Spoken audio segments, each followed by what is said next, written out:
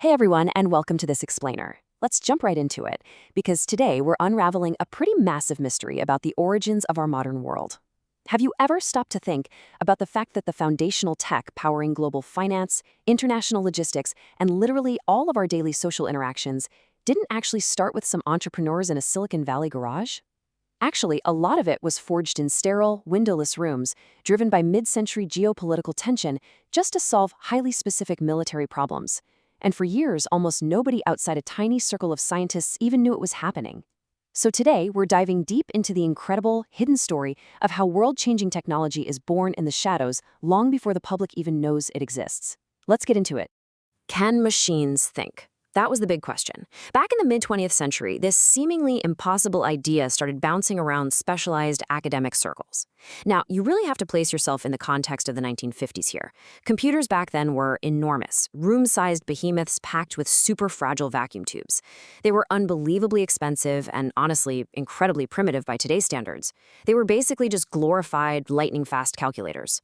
But there was this small visionary group of researchers, heavily influenced by early cybernetics and pioneers like Alan Turing, who believed computers could do something way more ambitious than just crunching artillery trajectories. They theorized that machines could one day manipulate abstract symbols, recognize complex patterns, solve dynamic logic problems, and, eventually imitate genuine aspects of human intelligence. Laboratories, classified documents, massive government contracts, and layers upon layers of secrecy. The backdrop to all this ambition was heavily steeped in Cold War paranoia. After the shock of the Soviet Union launching the Sputnik satellite in 1957, the US government was absolutely terrified of being technologically blindsided. Computing wasn't just a math tool anymore. It was suddenly a critical, strategic weapon for intelligence analysis, secure communications, and advanced defense. This incredibly high-risk environment is exactly what led to the creation of the U.S. Advanced Research Projects Agency, or ARPA, in 1958. And what made ARPA so historically unique was its mandate to practice extreme patient capital. They weren't hunting for quarterly profits at all. They were funding researchers to go after wild, ambitious moonshots that might literally take decades to pan out. One of those massive moonshots was figuring out how to connect isolated computers together into a resilient network. So packet switching is a method of breaking information into smaller packets that can travel through a network and be reassembled at the destination. Before this, communication relied on circuit switching. Think of an old-school telephone operator physically plugging a wire into a switchboard to make a single, dedicated line from point A to point B. If that one wire got cut, the connection was completely dead. For a military terrified of a nuclear strike taking out communication hubs, that kind of fragility was totally unacceptable. Packet switching was the big breakthrough. Instead of relying on one unbroken copper wire, it chops data down into tiny independent blocks. These packets dynamically route themselves through a web of nodes, instantly bypassing any destroyed paths, and then just reassemble flawlessly at the end. That decentralized resilience, that is the absolute bedrock of modern computer networking.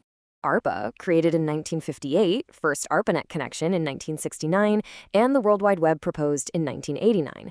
It is so easy to assume the internet just happened in one explosive eureka moment. But looking at this timeline, the reality was an agonizingly slow, decades-long burn of iterative science. It took over 10 years of intense theoretical and engineering work just to get that first ARPANET connection in 69. And from there, it took another agonizing 20 years of grinding through hardware limitations before 1989. That's when Tim Berners-Lee proposed the World Wide Web, finally adding the layer of hyperlinks that actually made navigating this network intuitive for normal people. It was, essentially, a 30-year overnight success. Let's rewind for a second to that very first 1969 ARPANET connection, because scientific breakthroughs are rarely as glamorous as the history books make them sound. This link was set up between a massive mainframe at UCLA and another one at the Stanford Research Institute, with researchers coordinating over a standard telephone line. The very first message ever sent over this revolutionary system was supposed to be the simple command, login. So the researcher at UCLA types the L. Stanford confirms they got it. UCLA types the O. Stanford confirms. And then, the entire system just abruptly crashed under the weight of the data. LO. It's perfectly ironic, really. The most robust, expansive communication tool in human history literally started with a stutter. TCP/IP is a protocol suite developed by Vint Cerf and Bob Kahn that provides a standardized way for different networks to communicate. Because despite that hilarious early glitch, the underlying architecture was incredibly solid. More universities joined, the network expanded, But then they hit a massive new wall. Different computer networks built by different organizations were speaking entirely different digital dialects. A satellite network couldn't talk to a radio network, which couldn't talk to a landline network. It was basically a digital Tower of Babel. Solving this took the brilliance of Vint Cerf and Bob Kahn. You can think of TCP/IP as a digital Rosetta Stone. It provided a universal handshake, a strict set of rules that honestly didn't care what hardware was running underneath. This specific breakthrough right here, getting entirely alien networks to talk to each other, that is the exact moment the internet, as we know it, was truly born. When you compare the original ARPANET, tiny, just a handful of computers, to the modern internet with billions of people and devices, the sheer scale of the evolution is staggering.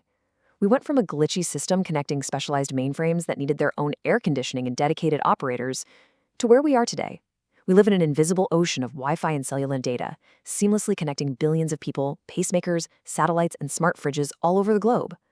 A project that started as a deeply specialized way to protect military data during the Cold War completely transformed into the nervous system of modern human civilization.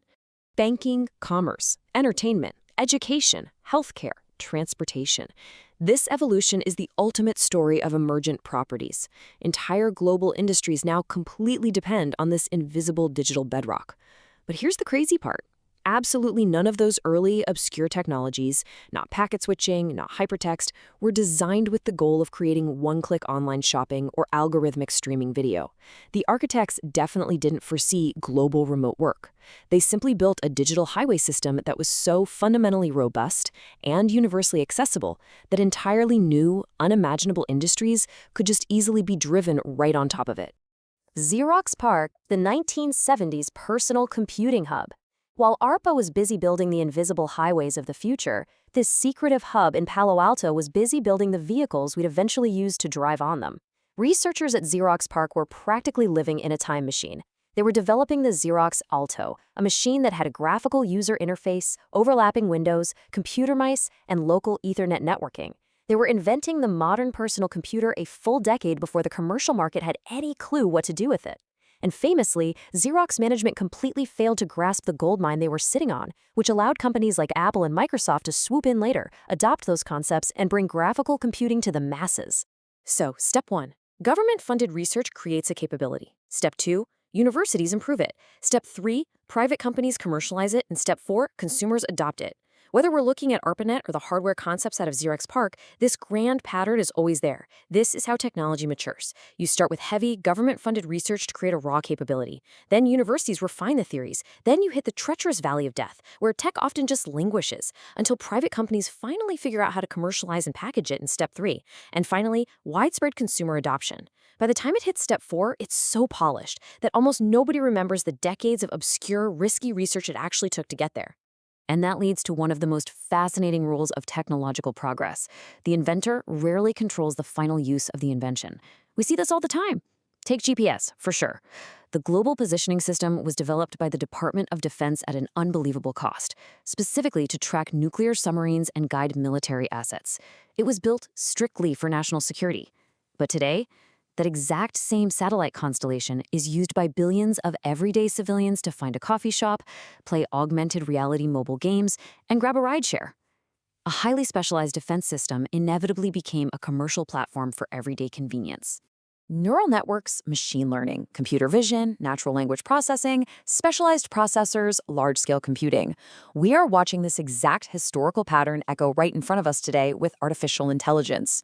Just like the internet, generative AI did not magically appear overnight. The foundational concepts of neural networks and machine learning were actually theorized back in the 1950s and 60s. For decades, these ideas just languished in academic obscurity through severe AI winters because we simply didn't have the hardware to test them. It was only when specialized processors, which, by the way, were originally designed for rendering video game graphics, became cheap and powerful enough, combined with large-scale cloud computing and massive datasets, that these parallel tracks finally collided. The AI boom we're seeing right now is literally just the delayed realization of decades-old theories finally getting the computational power they need to execute at scale. The future is frequently built in places most people aren't watching. This whole journey really highlights the absolute necessity of patient capital and funding basic science without demanding some immediate return on investment. If society only ever funds research that promises a predictable quarterly profit, we never get the internet, we never get GPS, we never get modern AI. We have to tolerate weird, deeply technical, and seemingly obscure research, because that is the fertile soil of the future. The tech that will dictate the next century is almost certainly being developed right now, way before the public knows they need it, tucked away inside university campuses, classified government projects, and tiny engineering departments working on problems that seem way too niche to matter. Until one day, they change everything. So what hidden project being built right now will change your life next? It is pretty much a guarantee that in some windowless room today, the realities of the 2050s are being sketched out on a whiteboard, probably being dismissed by most people as impossible or totally useless. Which is a thrilling thought to leave you with. Thank you so much for joining me for this explainer. Keep your eyes open, stay profoundly curious, and I'll catch you next time as we uncover more of the incredible ideas that build our world.